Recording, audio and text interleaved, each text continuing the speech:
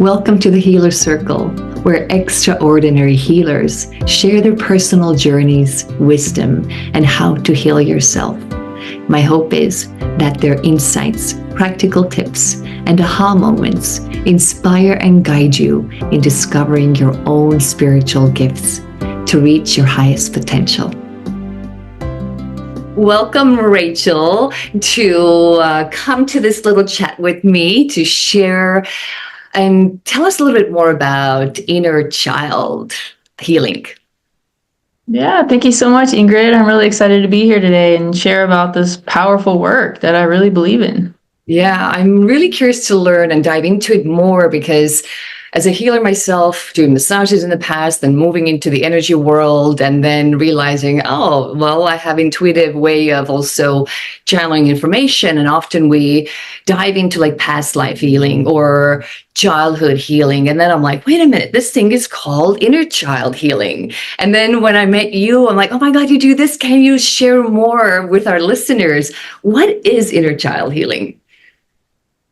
So it really is connecting with a real part of your psyche. It's not just a technique. There are younger parts of us in our subconscious. That's where the inner child lives. And there are parts of us that either have an unresolved wound and haven't grown up, or maybe they're holding a limiting belief from a wound, from neglect, from abuse. Maybe they're holding a chronic emotion. We can have an inner child that's just really angry or really lonely or really sad. And the inner child holds the key to unlocking a lot of our dysfunctional adult habits and patterns because we come up with these coping mechanisms to get through an unsafe and unstable and unpredictable childhood, which we need. We need to have strategies, but these strategies are survival and fear-based and generally really get in the way of thriving as adults, right? So inner child healing is going back and talking to the very part of you that's hurt, that's lonely, that's vulnerable. You're basically become the new unconditionally loving parent to this part of you that did not get their needs met when we were young. Yeah. How does one even know, like, wait a minute, do I need this work? Or like, who are the clients who are like, wait a minute, I heard about it? Or like, how do they even find you? How do they know they would need that kind of work? Well, jokingly, I would say if you're a human being, you probably need this work because I agree. I'll be a little more specific, but basically nobody really gets that perfect childhood. Basically every family has some sort of dysfunctional dynamics. Dr. Bruce Lipton says the average person has more limiting programs from childhood than positive programs, right? Our subconscious mind is totally open and makes everything about ourselves. So as a little child, if we see mom is angry or dad ignores us, we will automatically make it about ourselves.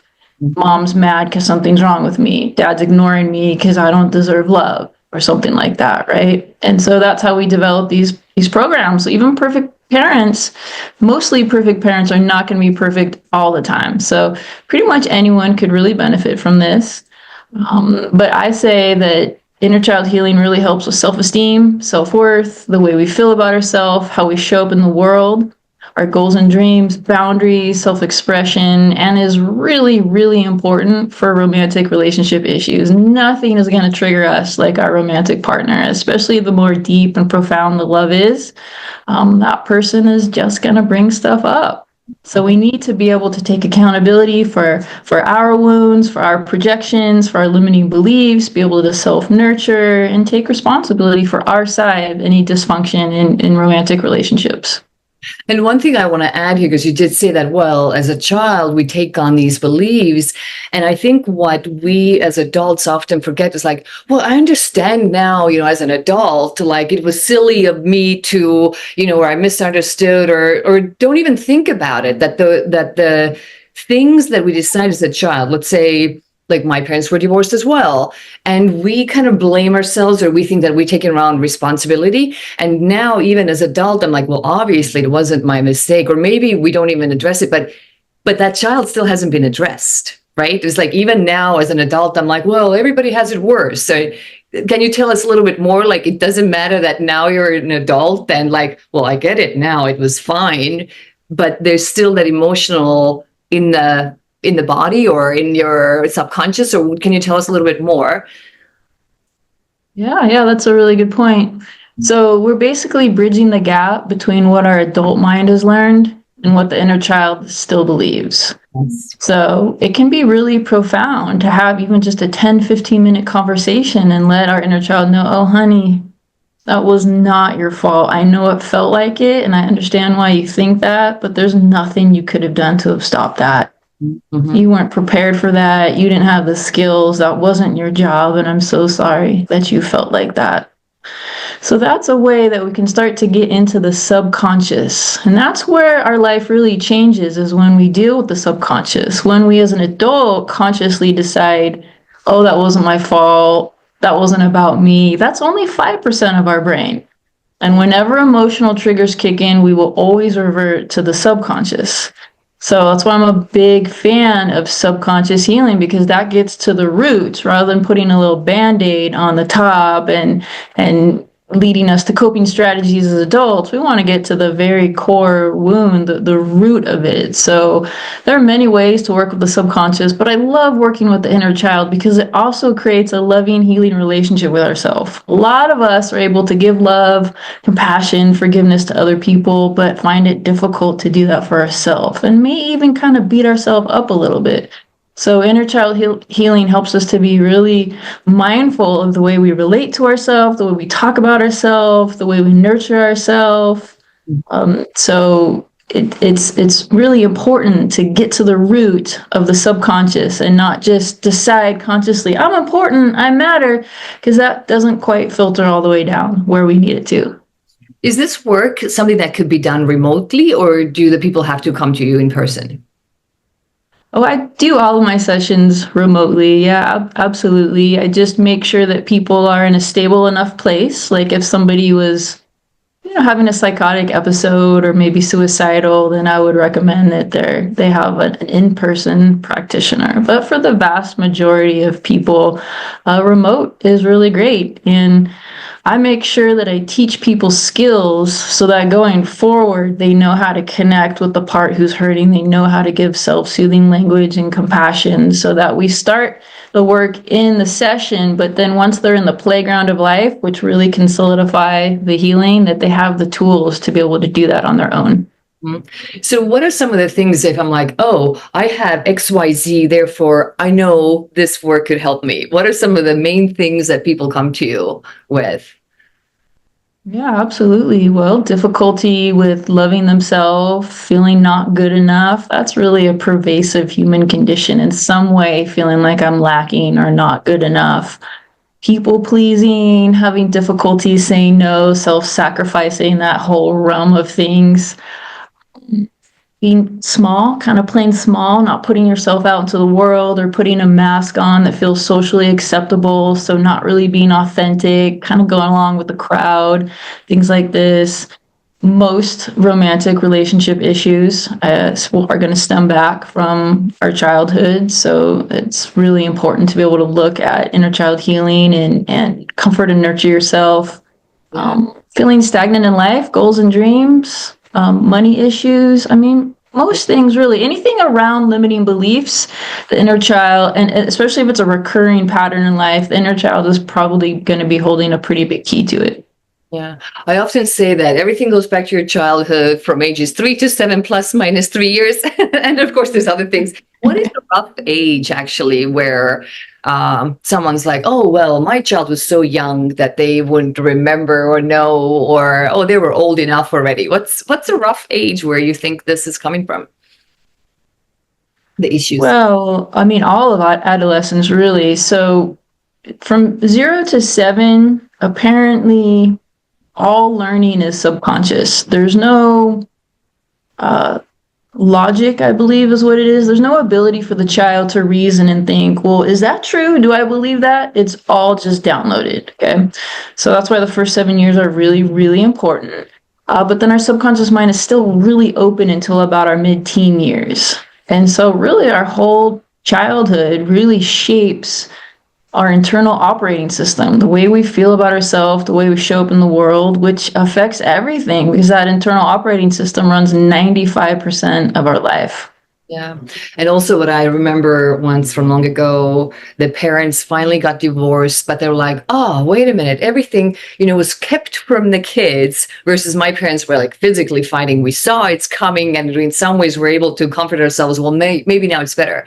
But then looking at a situation where like parents were keeping it hush from the kids, you really can't. They experience, they still feel it, they know it. There's still no escaping, so to speak, right? Or Sure. Kids pick up on a lot of things. yeah. Kids get way more than I think we give them credit for. And the subconscious is processing, I forget what the numbers are, but it's like hundreds of thousands of bits of information per second. So the subconscious is picking up on a lot of things, even if we don't have the words or the mental concepts to consciously describe it or explain it to somebody else. The subconscious is picking it up and making associations, and always making associations back to us.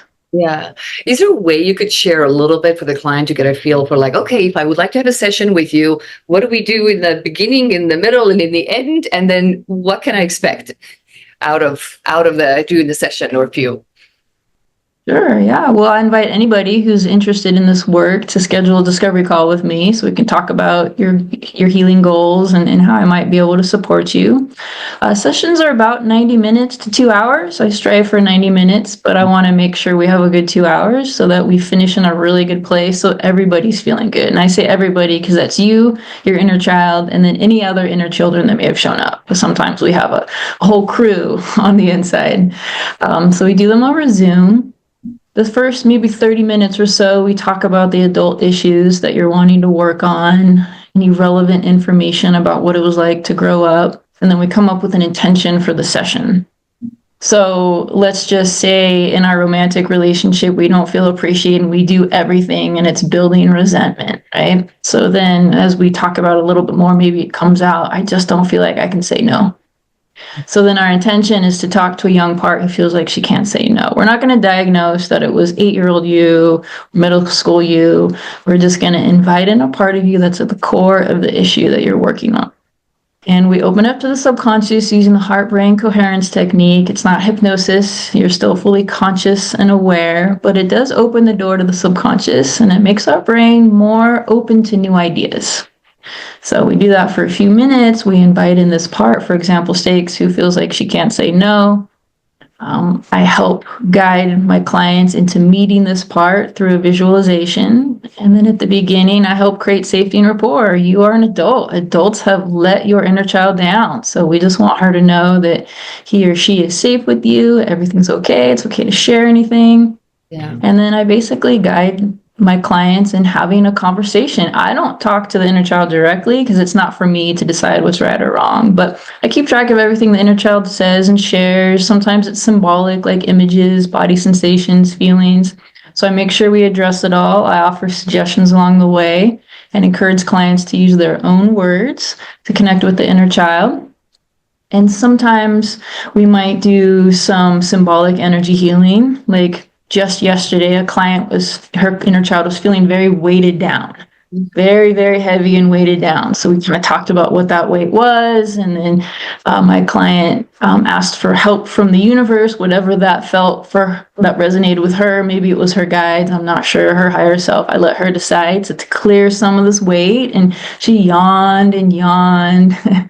Or we might bring higher self mom and dad into the visualization. I really do believe there's a version of our parents that have less or no ego, that are very evolved, that kind of have the holistic view of how we're all just actors and actresses in a play, and that want you to get better, want you to heal, so they can take your anger, they can take your sadness and be like, yeah, I'm sorry, I messed up. I wasn't okay.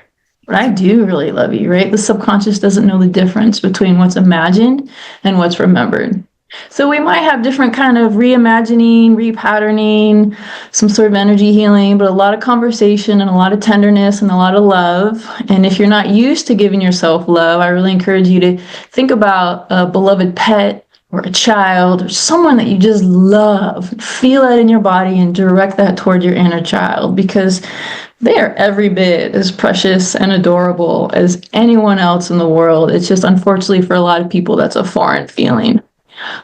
Then I make sure we end on a high note and everybody's feeling good and that you have a plan going forward. Yeah. And do you have some feedback from the clients who are like, oh, after the session or a few, like now I'm able to do this, or now I go into life with this, or I met some, like, do you have some feedback you can share with us? Some of the results afterwards? Yeah, absolutely. So I recently just got an email from a client saying like, I cannot believe the shifts. You're my healing angel. No more people pleasing. I'm expressing my anger. I'm being more authentic and it feels really good.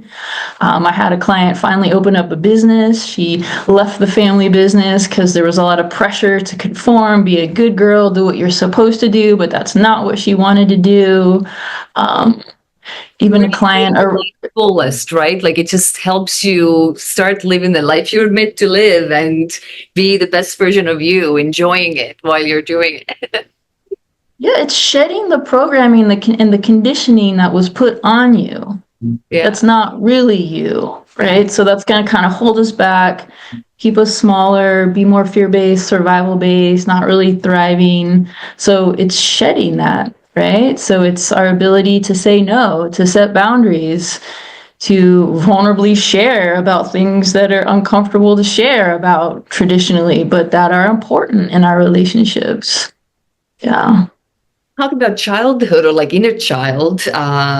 What suggestions or what advice would you give your own younger you if you can now look back to it's like, oh, I wish that would have been helpful or that would have been nice to know? I would have liked to have known at a younger age that I am just as important and just as valuable as anybody else. And if it feels wrong or I feel obligated or I feel icky, those are my signs to say no. I do not have to take care of other people. I'm the most important. That would have saved me so much heartache and thousands of dollars and so much trauma if I had just known that in my core. But unfortunately, the abuse I went through programmed me to be not important and to not value myself. Oh, that is such an important lesson. Thank you for sharing that. We all wish we could have known, but we can still take it on now, right? Even if we haven't done it since whatever, start now. Start taking care of yourself in these ways. Um, in your line of work, have you discovered for yourself of any like, oh my God, aha moments? It's like in this work, like doing this work, it's like, oh, wow, this is life changing. What did you have any aha moments? Well, really early on, actually. So inner child healing came into my life from trusted mentors that helped me to see I was replaying issues with my dad, with my romantic partners. But I didn't really understand what they meant by inner child. So I just took it upon myself to read books, to study. And then once I started connecting with my inner child, I was shocked to hear what she had to say because I had done a lot of seminars, a lot of workshops, like Landmark Forum and the Advanced Course. I had done a lot, right? I thought I had really created self-esteem and self-worth. But she did not feel that way. And so just a couple weeks of working with her, I noticed that in my outside world now, I was able to let people know like, hey, that didn't feel good. And I felt really kind of taken advantage of, and that wasn't respectful. And they responded to it because that was stuff I never would have been able to say before. I used to kind of refer to myself as a doormat, 20 plus years ago. I just could not stand up to people. So that was a real aha moment, is like, just because I consciously really have developed these beliefs, it does not mean that it translates into the subconscious, which is really where we create life from. Yeah, absolutely. It's just like the whole standing up and boundaries that is such a huge part of it. And like for some reason, I think most of us are struggling with that. Uh, but can you share just a little bit more of your journey where like, oh, wait a minute, there's more to this addition to everything I've already done. This is what I want to do. Like, how did you get to that journey of doing what you do now? Sure. Well, I was so amazed by the shifts I was seeing so quickly that I knew I needed to bring this to other people. And at that time in my life, I was living in the San Francisco Bay Area, and I had been facilitating a lot of healing, spiritual oriented events. At that point, I'd done maybe 30, 40 events over the years. And so I knew like, oh, I need to bring this to people. I need people to know about this because I didn't know about it. I was in my mid 30s, and that's the first time I'd ever heard about it. So I started leading some workshops to see how other people responded to it and to learn more about their experience. And so generally most people would do well when I led a guided visualization. However, that was not going to be personalized, right? But for the most part, people were able to connect with their inner child, but some people really struggle with that. And then I introduced non-dominant handwriting, which is an access point to the subconscious when you actually put a pen in the hand you don't normally write with. And then you put it back in your dominant hand as your adult self and you have a conversation. Mm-hmm. And people really felt a second voice when they did that. The same people who struggled with the meditation and visualization. Yeah. So I gathered information and data from doing these workshops. And then I started practicing with friends of like, okay, how can I create like a reliable and repeatable method that I can personalize on the fly? And then I started offering sessions professionally in 2017. Wow, that's amazing. I always love hearing the paths, how people get to where where they are now. But do you have any suggestions to people who are kind of like, well, I think I kind of want to enter this world. I don't know yet what it is. Any suggestions where they're like kind of opening up the door or window and they're either don't know what it is? Like any suggestions there? Like how do you find your path to this world? Into inner child healing? Not just inner child well, sure, that too. Or more of like you found this path, like this is the technique, this is what resonated with you, that's what you want to do. For somebody else it could be some different modality, being channeling or being Reiki healing or massage or something like this. If someone else is like, okay, I know like the corporate job is not kind of my thing, I really want to start exploring something in that healing world, how can they figure out like, oh, that resonates with me, or like that, I know it's a tricky question. No, I get what you're saying. And I would offer the path that I took is probably going to be a good path for a lot of people. Is I exposed myself to a lot of different things to see what was going to help me. Right around that time, I had a lot of repressed childhood memories of abuse come back to me as a result of just being on my healing path, plant medicine ceremonies in Peru and Costa Rica. And I was like, oh, what do I do with all this? This is huge. And I knew it was my job to heal myself. Like I felt very strongly about that. That was part of the reason I incarnated into my family, was to take that stuff on and to heal it. But at that point, I thought time healed everything, right? So I knew I needed to figure things out. So I had the luxury of having some extra money, and I took time off of work, and I started taking classes, getting certified in things, reading, and kind of dabbling here and there. I went through all 500 hours of massage school only to find out I don't really like touching strangers, but I learned a lot. I took mostly energetic classes. So I would say just expose yourself to a lot of different things that you think might help you on your path. And in general, the people that you're going to help, your clients, have in some way gone through what you've gone through, that you maybe haven't mastered, but you're at least a few steps ahead, so you can give them guidance. And as you go on your path and you create more mastery and learn more things and level up, then you can help a broader range of people. That's a great answer. Thank you. My question was long and weird, but you got it. I think it's fantastic. So do you have any suggestions for times you mentioned like, well, we've all gone through something, like be it whatever level, good or bad, but for us still, regardless of the level compared to others, it's still something that we've gone through. So at times where we feel lower, kind of, feeling blue or not feeling really good in life, any tips that people could do when they're feeling down?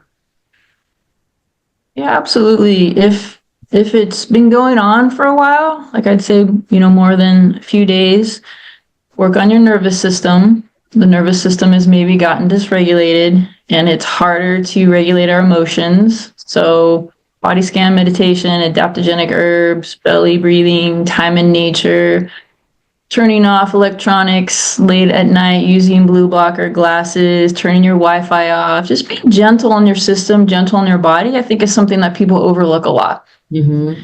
Yeah. So working on that nervous system and talking to yourself as you would a little child. Like I'll do that I'll look in the mirror and I'm crying. I'll be like, oh, honey, I know this is hard. I'm sorry.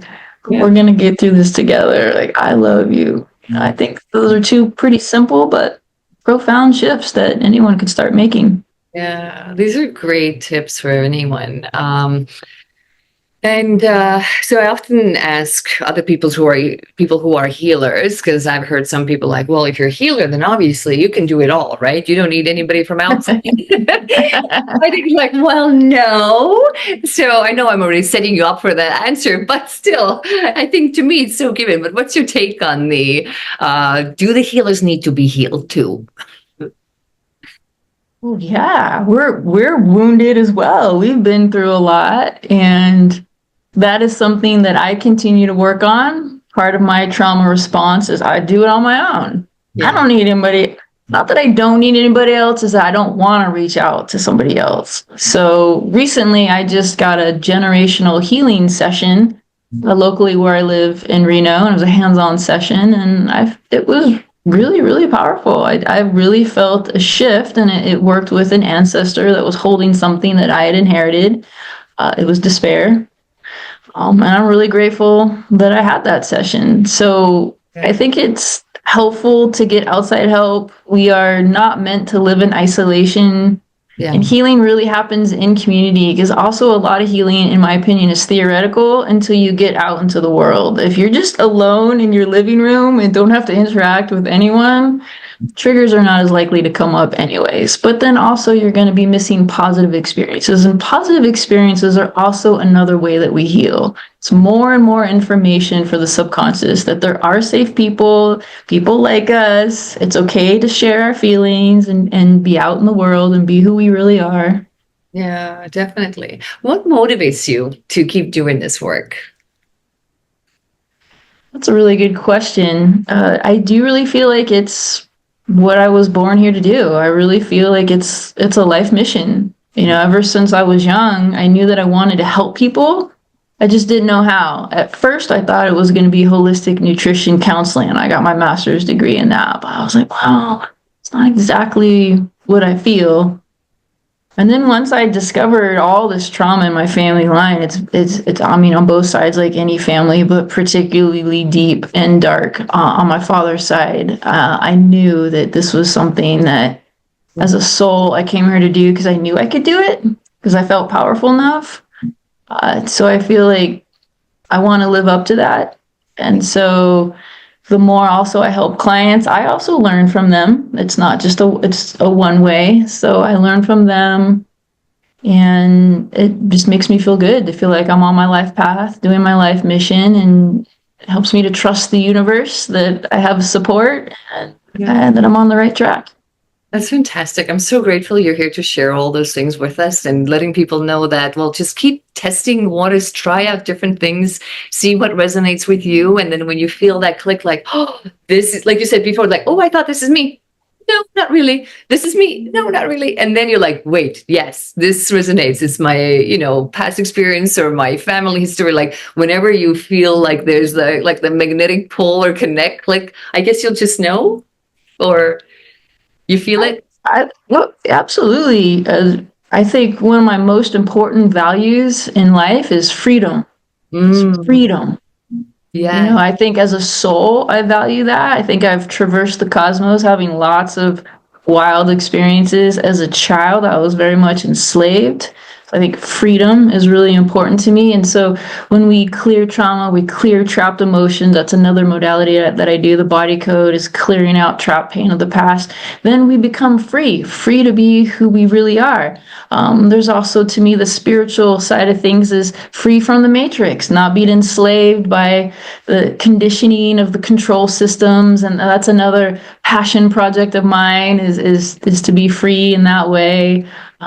So it's really important to me. So anything that's in that area of getting the chains off, right? I saw a vision once of like a black octopus that had his tentacles all over. It's like getting rid of those tentacles and just being who we are, like beautiful aspects of the divine. Like all of us important and valuable and beautiful. and don't need to be told what to do, how to be, put in a box. To me, that just sounds awful. So I want to like help people get themselves out of the box. I love what you're saying, and I almost feel like we need to have another conversation of like being free of who you are. This is ultimately, I think, why we're here is to, get rid of all these, whatever has strapped us down from outside the world, our own world, our ancestry, our family lines, and just really become free and be okay with that. Of this is who I am, and have my boundaries, and enjoy and being in that place. And I'm so glad you do this work to help others to get to that place of being their own themselves without everybody else's limitations. And so grateful that you connected with us to tell us more of what you do. And we'll put under the recording, we'll put your way to contact. So if people want to have a session with you, they could do that. So thank you for being here today. Yeah, that sounds so great. Thank you, Ingrid. This was really great, really fun, and thank you for having me on. I appreciate that so much. Looking forward to our another chat hopefully soon. Sounds good. Thank you for joining us on this Healer Circle journey. If you are a healer with valuable insights to share, we'd love to hear from you. As together, we can continue to inspire one another to greater heights. Till we meet again, I'm sending you love, light, and gratitude.